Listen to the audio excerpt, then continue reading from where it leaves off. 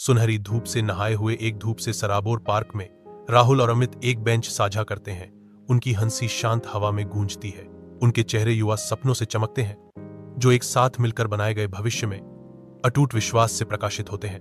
हम सब मिलकर सब कुछ हासिल करेंगे, अमित, राहुल ने घोषणा की। उनकी आवाज अटूट आत्मविश्वास से भरी हुई थी। अमित ने जवाब दिया। उसकी आवाज समान दृढ़ विश्वास से भरी हुई थी। हाँ राहुल, हमारी दोस्ती हमेशा बनी रहेगी।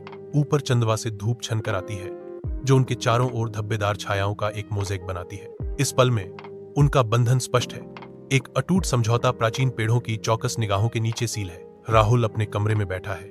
चुप्पी उसकी बढ़ती चिंता को बढ़ा रही है। वह बार बार अमित का नंबर डायल करता है। निराशा उसके चेहरे पर छा रही है। हर अनुत्तरित कॉल के साथ चिंता राहुल की आंखों के चारों ओर गहरी रेखाएं खींचती है। वह अचानक उठता है। कुर्सी फर्श पर खिसकती है, क्योंकि वह टहलना शुरू कर देता है। डर और संदेह उसे निगल जाते हैं, क्योंकि वह बेतरतीब ढंग से चलता है। कमरा बंद हो रहा है। राहुल हलचल भरे हवाई अड्डे पर पहुंचता है। उसकी आंखें अमित की तलाश में चेहरों के समुद्र में बेतहाशा दौड़ रही हैं। अमित के विश्वासघात की कठोर सच्चाई राहुल पर आ गिरती है, जिससे वह विनाशकारी आघात से जूझ रहा है। वित्तीय बर्बादी और व्यक्तिगत विश्वासघात का भार राहुल को निराशा में धकेल देता है। उसके पैर उसके नीचे झुक जाते हैं और राहुल कठोर जमीन पर गिर जाता है।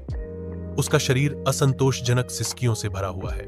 राहुल के चेहरे पर आंसू बहते हैं। अमित की क्रूर धोखेबाजी से निराशा और क्रोध का एक प्रवाह जारी होता है। 1 साल बीत चुका है। राहुल अपनी डेस्क पर बैठा है। उसकी आंखों का दर्द एक दृढ़ संकल्प से बदल गया है। राहुल का नया व्यवसाय फलता फूलता है। उसकी सफलता उसके लचीलेपन का प्रमाण है। विश्वासघात का भार बना रहता है, फिर भी यह उसके संकल्प को बढ़ावा देता है।